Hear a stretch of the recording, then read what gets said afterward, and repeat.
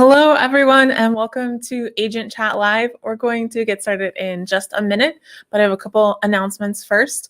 So you may have seen on my channel on Thursday, I am launching a new podcast. It is called Queries, Qualms, and Quirks, and it asks published authors to share their successful query letters and discuss their journey from first spark to day of publication. So if you haven't checked that out yet, there's an announcement on my Patreon, on my website, on YouTube. So you can see that information there. And then also on Saturday, we have Pub Talk Live this week with guest co-host is going to be EJ Wenstrom. And my special guest is Gabriella, who is the founder of DIY MFA. So make sure you come back on Saturday, 9 p.m. for that. So hello, I see y'all coming in. Hello, Savannah. Hi, Lodestar. I'm going to go ahead and introduce our guest today. Devon Halliday joined Transatlantic agency as a literary agent in the summer of 2020. She's been involved in the publishing industry since 2015, and before coming to Transatlantic, she's worked as an agent and a scout. She's now building a list in literary and upmarket fiction, as well as nonfiction focusing on contemporary internet culture. She has a BA in comparative literature from Brown University, and she lives in her hometown of Athens, Ohio. So please welcome Devon. Hello. Hello. Thank you for having me in this virtual space. Thanks so much for coming on. I just realized you're in Athens. My cat is named Athena, so I feel like we have a connection there. That's an auspicious connection. Good omen. And also, there are links for Devon in the description right now. So if you're watching live, they're there now. If you're listening to the podcast, they're in the description there. So make sure you go check out your website, your profile in Transatlantic, and your Twitter account. So yes. Cool. All right, so my goal here is to help potential clients get to know you a little bit better. Viewers are welcome to drop questions in the comments, but I did want to say, starting off, that we won't really be asking any questions that like a Google search or any agent can answer, things like word count and genre definitions.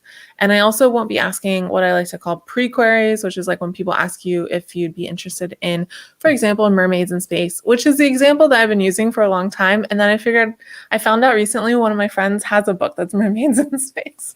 Wait, but there's no water up there. So that's already a conflict in the story. The mermaids have the antagonist, which is the reality of space. Sounds compelling. Well, there's also no air up there, so I guess. Right. That's fair. A lot of antagonists. All right. It's okay, Liz. Sorry, I got your Patreon question. So that'll be in the thing. So you're good there. All right. So Devon, to start off, really softball question here. What categories and genres do you represent?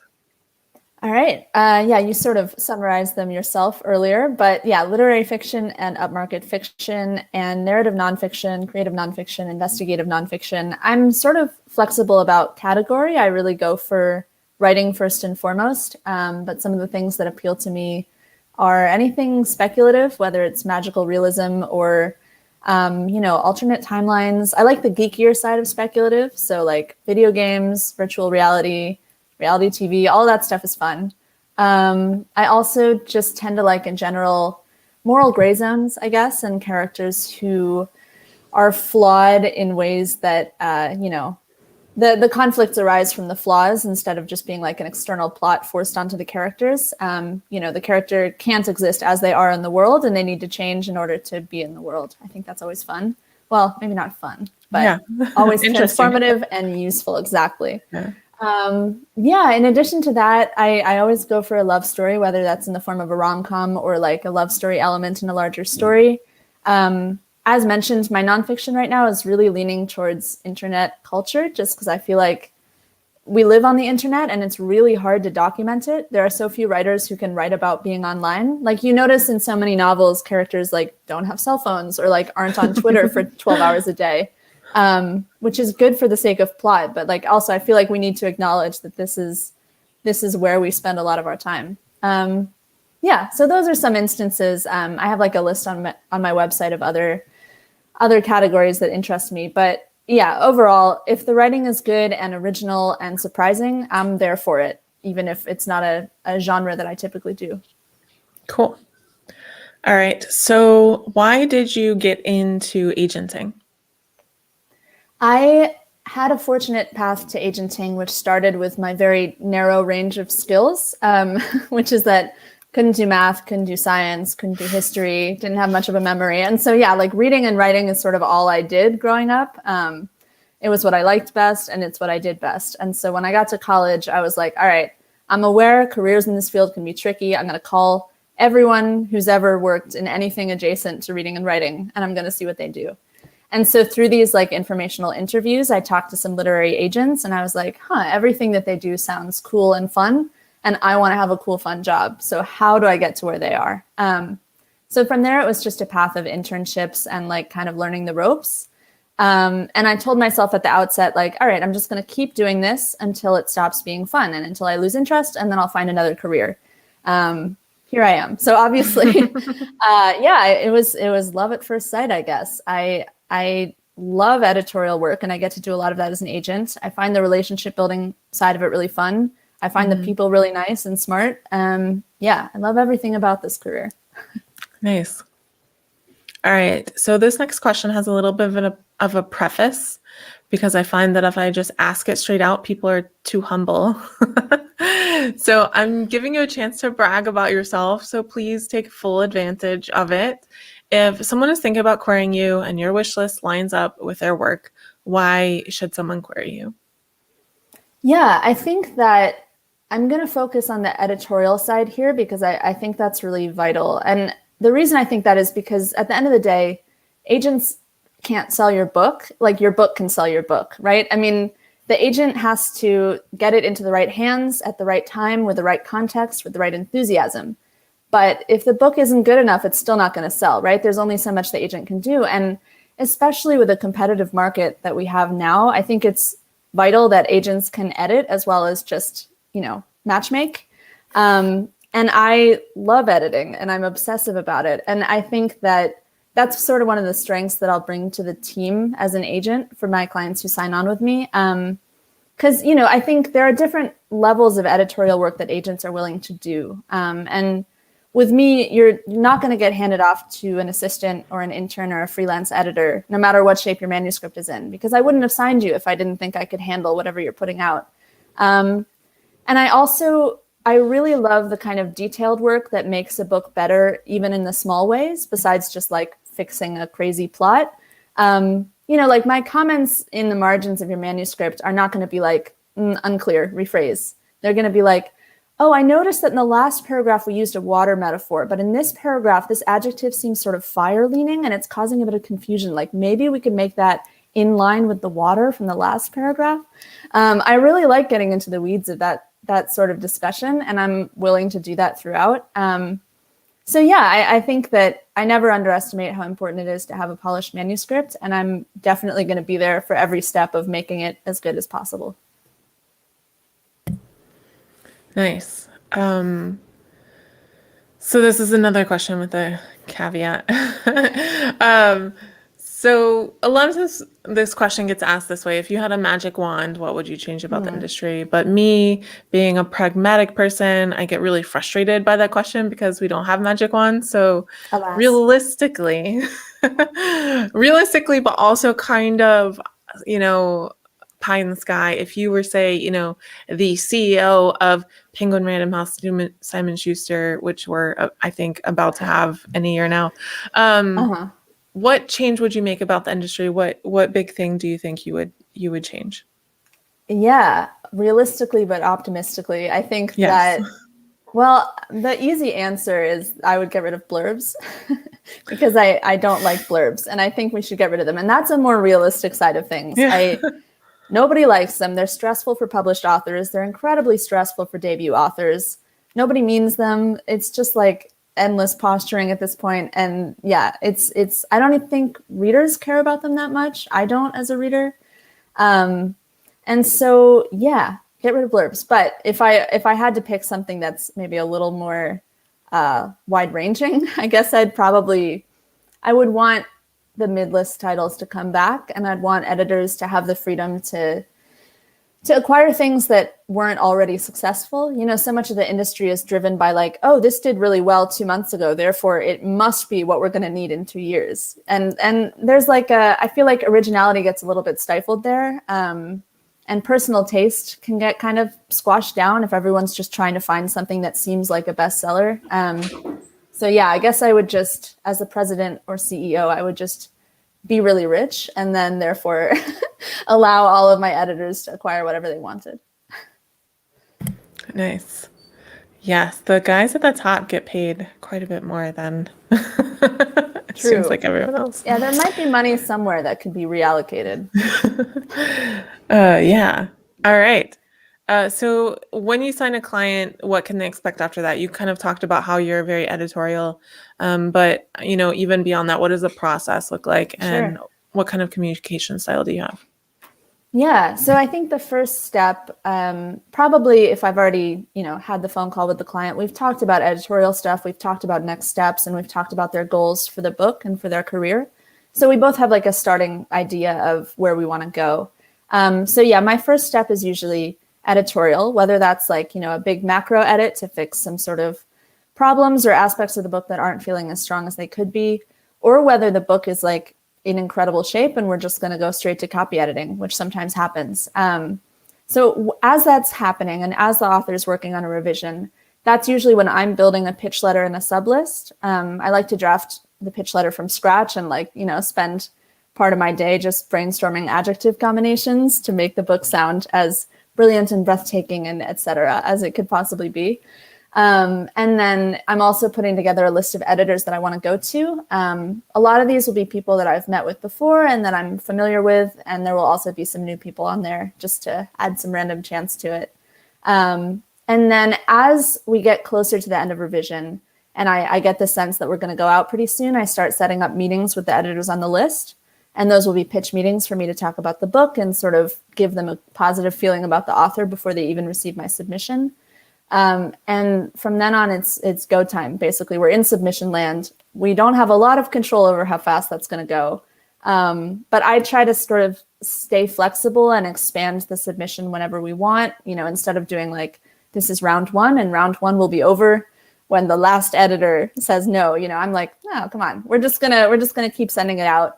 And, you know, hope for a lucky break. And yeah, so I think communication wise, I'm fairly flexible on that front. I like to sort of tailor it to whatever my client requests. I have some clients who want to know absolutely everything that I'm getting up to, and others who are like, yeah, tell me when you sold it. Like, I don't want to hear about rejections. Don't tell me.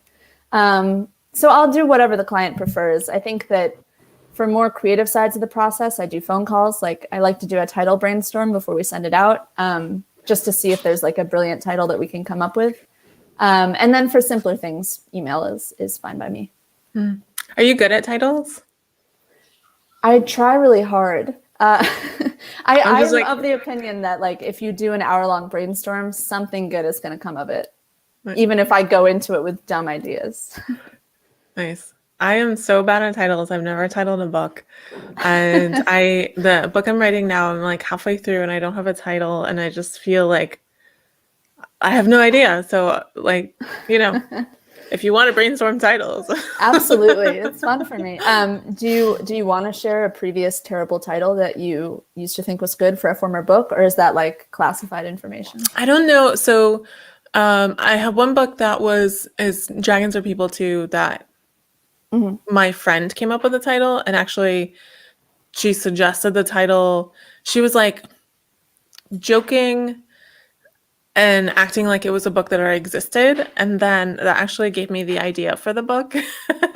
And I was sure the publisher was going to change the title because I thought it sounded more middle grade than YA, you know? And they liked it, so they kept it. And then Keeping Her a Secret, it was part of a multi-author series, so I knew I wouldn't be able to title it anyway because they want to match the titles, right? And so I didn't even think about it because I was like, I'm not going to title it anyway. I won't be able to come up with anything. My editor came up with a great title. It has a double meaning. So, yeah. And then, so I also self-publish, right? And my first it was self-published. It was with a publisher first. It's a Hansel and Gretel zombie retelling. And I Amazing. had a title for it, but I knew that it was not a good title and that it shouldn't keep that title, right? And it was called Hag. Okay, I like that. It doesn't imply Hansel and Gretel retelling, but I Yeah. do like it as a title. One Yeah. word, punchy, powerful, little grotesque. It's nice. It was a romance. Okay.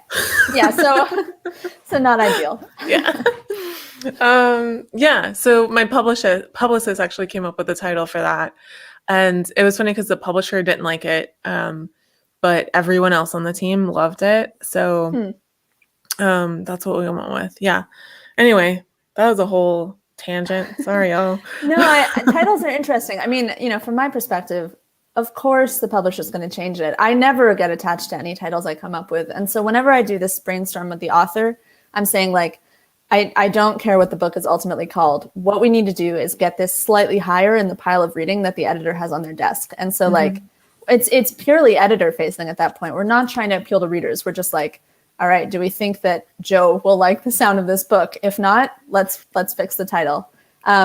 Which kind of helps because I feel like you can get bogged down in choosing a title. Like it has to capture the soul of your book and it has to like say everything that you've ever wanted to say. And so I come in and I'm like, no, this is purely monetary. We're just going to pick a title that we think will sell. Yeah. And then after that, we can add in the beautiful thematic, long-winded title that you came up. All right. Lodestar said, "Are you good at pen names?" Poor Lodestar has been trying to come up with a pen name for a while now. Oh man, pen names are so personal. I feel like I probably would do a brainstorm with a client, but I would hesitate to suggest anything. Yeah. When I was like in elementary school, I came up with some good pen names for myself. So, I could pull out that list and share it. Yeah, I love doing names. I love coming up with names. So speaking of Lodestar, we have a Patreon question. So my Patreon supporters can submit questions ahead of time for the Agent Chat Live and Pub Talk Live. And Lodestar wants to know, what is your favorite philosophy? He also actually asked it in the comments. So I'm going to pull it up. What is your favorite type of philosophy or psychological theory, I guess? Okay, so I'm suspecting that this question arises from me having studied comparative literature. So I kind of want to set the record straight. Yet there is a theory to comparative literature. I didn't really do that. I sort of did all possible electives to avoid theory. So I know very little about actual philosophy and psychology, though if someone has a good book on those that is suitable for a layperson, I do want to read it. But I will say that in high school, I read On the Genealogy of Morals by Nietzsche. And I know that Nietzsche is a bit of a controversial figure, but at the time, I thought it was really cool that his argument was like, the set of values and morals that we have in society has been inherited and passed down to us and is a little bit arbitrary. And like, it's okay to set up your own values system. And so I was interested in that as someone who didn't quite understand the arbitrariness of the ethical world and like sort of wanted to make up my own rules. So yeah, I mean, I really can't speak to anything else Nietzsche has ever said or done, but I thought that was a good book. Nice. Do you know the podcast, The Happiness Lab with Laurie Santos? I do not. I'm not much of a podcast listener. I can't multitask very well, so. Yeah, she did a mini series that's like, I forget what it was called, but it was Secrets to Happiness According to the Ancients. So she did, she spoke with experts on like Plato and Socrates and all these ancient, philosophers. And it was really interesting. So just heads up if anybody's interested in it. I probably should listen to that. And the next time someone asks me about my favorite philosopher, I'll have a gorgeous answer, scripted and rehearsed. Yeah. Let's start. All right. So it is time for the quick round. So it's just a couple questions. Give quick answers to. The first one is our last question with an intro. All right. I don't know why I have so many questions with intros, but this is the last one. So when I was coming up with the title for the show, as we discussed, I'm terrible at titles. Pub Talk Live had already been going on for a while. And so I asked my Patreon supporters if they had any suggestions for the name. And I told them what I was wanting to do. And I think it was Lodestar. Lodestar, could you finally correct me if I'm wrong on this? Who suggested Snack Time with an Agent, which I thought was fun because Um, it was like the kind of casual atmosphere that I wanted, but I also thought it might imply that it was only for kidlit agents. Yes. So we went with Agent Chat Live, which better fits the brand. Okay, it was you. Good, cool. Yeah, so but this question remains from that title. What is your favorite snack? Granola. I'm addicted to granola. I know that's okay, so it seems a little pretentious and like bougie, but I make a giant batch of granola every week and I sort of live on it for the rest of the week because it's like cereal, but I get to still pretend that I'm healthy while I eat it. And yeah, I don't know. It's like I'll have it for lunch and dinner some days because I'm like, oh God, cooking, that takes so long. Who has time for that? Not me. Guess what I have time for? Granola every day. So yeah, love granola. All right. So it's both your favorite snack and meal, apparently. It's my favorite object in the universe. It's the center of my world. Wow, nice. What is your preferred caffeine source? I'm going to say something a little sacrilegious here, and I apologize for it, but I want to be honest with you because you've kindly invited me to do this. I drink decaf, coffee and tea. And the reason for that is that I really like coffee and I really like tea and I want to be able to drink them all day. But if I drink coffee all day, I end up a jittery mess and then I have like headaches for weeks. And so I learned early on that if I drank decaf, I could have like 6 cups of coffee and I would be fine. I'd barely, tiniest buzz. So yeah, I go for decaf. I'm a supporter of decaf. And I won't apologize for it. Let me ask you this question. I used to work at Starbucks. Do you drink the decaf at Starbucks? Decaf espresso? No. How is Okay, it? Is it don't. horrible? No, it's the decaf and espresso, because the espresso at Starbucks is so caffeinated, the decaf is still pretty caffeinated. Yeah. Like, I think I heard sometime, I don't know if this is like technically true, but it's at least close to true, that a decaf latte from Starbucks has as much caffeine as regular Maxwell House. Yikes, that's terrifying. Okay. Yeah. So Gotta stay don't get away. it there. I have Yeah, a so really people with low like tolerance. medical issues with caffeine, they can't have the decaf at Starbucks. Oh my They God. shouldn't Yeah, have it. I have an embarrassingly low tolerance for caffeine. Like I'll have 3 cups of decaf and my husband comes home and I'm like, oh my God, I'm so hopped up on decaf right now. Like, don't talk to me. I'm shaking. So it's kind of for my own health also that that I stick to the tame stuff. Okay. Lozer said I actually wanted to call it tea time with an agent, but I know some people aren't tea fans. He's talking about me. I'm not a tea fan. Yeah, that's funny. Like you're against tea. I'm not against it, but we have this argument a lot on my channel, like coffee versus tea. And I don't like tea. Like I have to put so much sugar in it for it to make it drinkable to me. But I'm also a super taster, and so bitter things are hard. And I used to work at Starbucks, and so I just got like, I didn't like coffee at first when I started working there, but I just got accustomed to it. And now I love it. All right. Do you have a word that you irrationally hate? Yes. Sob. Sob. I hate the word sob. And well, okay, we might say it's irrational. I have some reasoning for it that I think is sound, which is that I think it's in novels, it's often misused and it often feels corny or excessive. I feel like I can't remember the last time I read the word sob in a novel and felt that it was earned. Like I'll see it a lot in query samples where like a character dies on the first page and someone's sobbing. And I'm like, whoa, like I'm not ready for sobbing. You maybe have earned that by like the second to last chapter, but it's too soon. So yeah, my authors know that I will try to cut out excessive displays of emotion wherever they occur. And I feel like for me, it's because there's often more pathos in like a character being stoic than there is in a character just like emoting wildly, like instead of, she closed the door and she sobbed, you can have like, she closed the door, she sat down, the night lasted a long time. And you're like, okay, like, wow, it's been all night. Maybe she's been crying. I don't know, but she's sad. So yeah, I feel like words like that often appear in corny ways tend to upset me. Also, my most irrational hatred is probably yearn. I don't like the word yearn. And it's for some of the same reasons. Like, it often appears in a place that it shouldn't be, but even when it appears correctly, I'm still like, "Ugh, it's not a pretty word. You know, it means something like beautiful, from the heart, you crave something, but yearn, it's like the most kind of American ugly. It's just not a good sound. I would get rid of it if I could. I tried to, and then my clients have to fight me and put it back. This is so good. I think this is the best answer to this question I ever got. I have a lot of irrational hatred in me, so you know I could do this all day. All right. Is there a TV show or movie that you'd like to see rebooted? Ooh, rebooted, as in like redone or added onto. Either, yeah.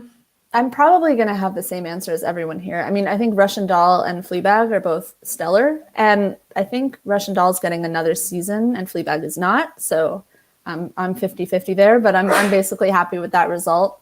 Yeah, I really loved Sherlock, BBC Sherlock. So obviously still holding out for that 5th season. It's going to happen. Don't burst my bubble. Yeah, I think those would be my 3. All right. And do you have a favorite superhero?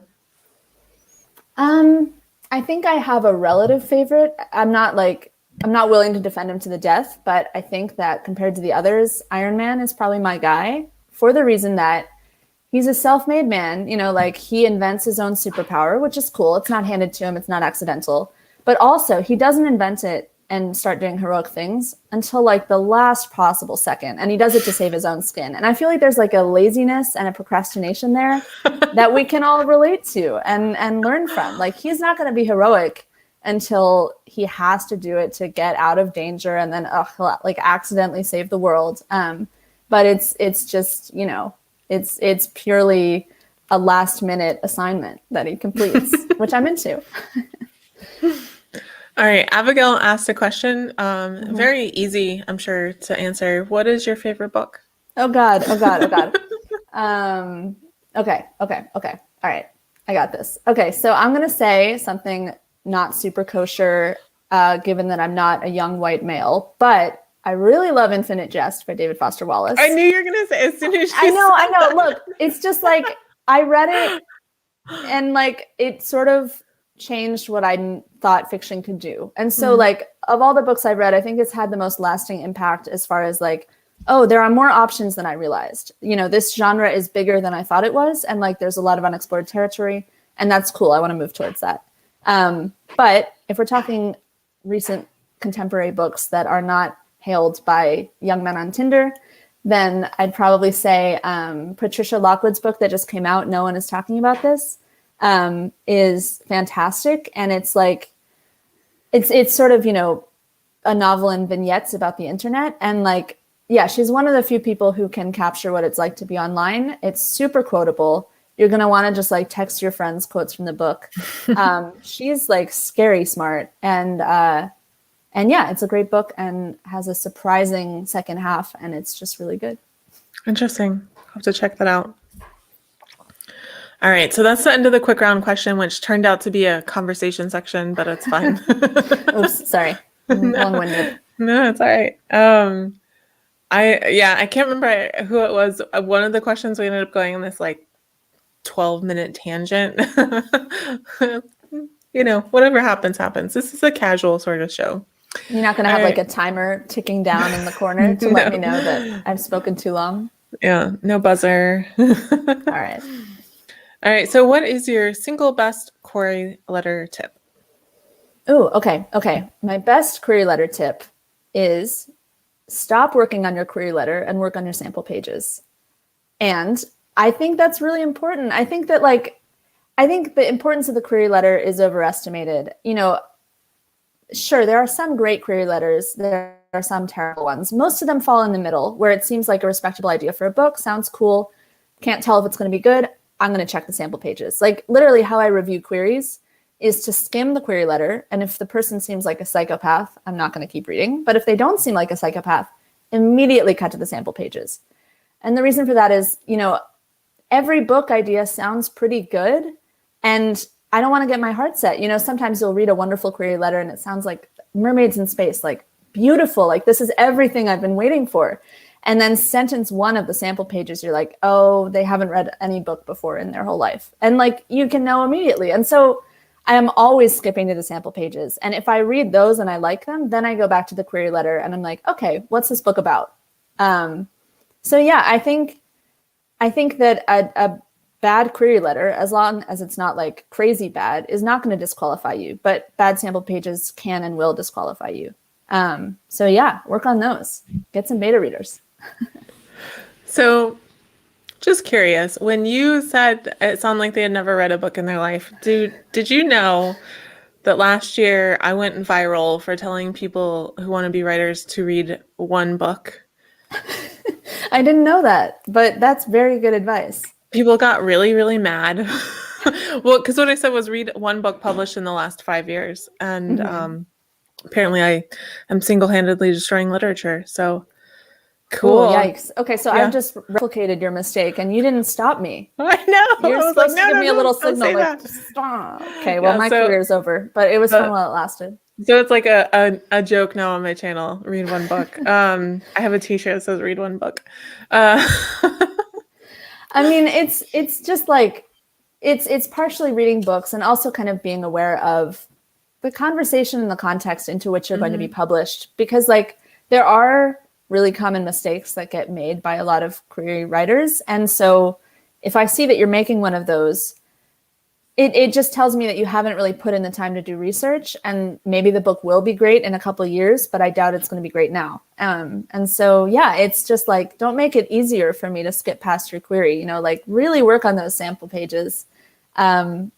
Everything matters. It's the first page of your book. Like every little sign is pointing to me either like, oh, I'm pleasantly surprised, or like, yikes, that was a little sexist, and like, it's kind of a tally that happens in my brain of like, oh, +1, that was a cool phrase, -1, dimly lit, +1, interesting character moment, -1, this was a dream sequence, and like, eventually it evens out to a score. All right. So that was great. A little reliving of last year. What is your favorite thing about being a literary agent? I really value the relationships with authors. I guess that's probably a typical answer. Maybe I should try to think of something more original. I like it. No, it's a good answer. No, I mean, it's a unique relationship. I think it starts out very businesslike. Both parties are trying to impress the other and like sound professional. But after you've been through a couple revisions on the same manuscript and you're both exhausted and like sick of the characters, it turns into more of a friendship, kind of a bond. And so it gets all around more kind of flexible and candid in a way that I really appreciate. And that's when they can start saying like, yeah, you're right, I should do this revision, but here's the problem, I hate my book. And I'm like, I get it, but I don't hate your book. And we're going to get through this and it's going to be fine. Yeah. And those conversations are also really fun. I mean, even like trying to untangle a really thorny problem in a plot is fun when you're both like, you have the same goal and you're bouncing around ideas and there are no stupid solutions. And yeah, it's a good time. Yeah. All right. So this question puts you a little bit on the spot. Feel free to just say, no, okay. I'm not answering that, Sarah. Do you have a good literary name for a cat or a dog? Oh, goodness. Good literary name. I'd probably just take something from Shakespeare. Like a cat named Benvolio seems kind of funny to me. I would name a cat Benvolio because then you get to like nickname it Ben, and then people are like, "Oh, Benjamin? No, Benvolio." Yeah, I think just go back to Shakespeare. That he's got a lot of good names. That's a good answer. Yeah. All right. I think I just have one last question for you, unless anyone in the audience has a question. What are the last couple of books that you read that you really enjoyed? You gave us one of them, but yes, I'm currently reading Fake Accounts by Lauren Euler, which is really good. Also in the space of like millennials talking about the internet, because I have a niche.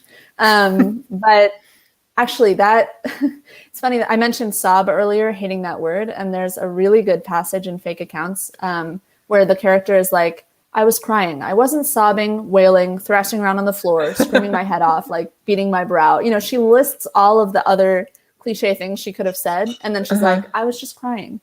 And it's a really classic moment because it gives you a sense of the character. but it also is the writer kind of winking at you like, yeah, I know you've seen all these synonyms before. Like, I'm not going to use them. I'm not going to bother. Anyway, other books. I just reread Trust Exercise recently, which I really love.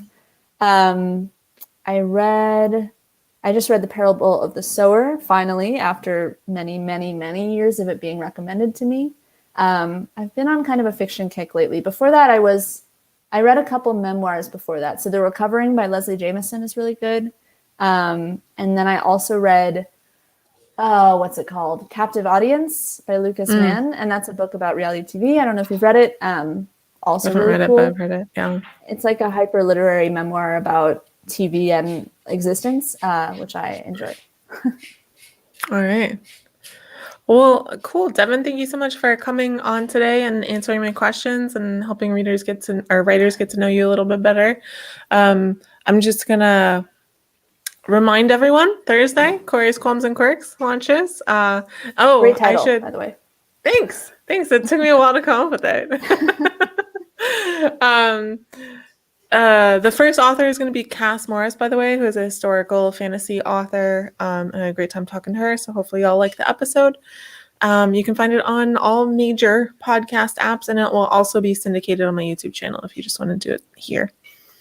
All right. I think that is everyone. Devon, I will talk to you after in just a minute. So hang out for a minute. Sounds good. But everyone stay safe, wash your hands, wear a mask, and we'll see you next time.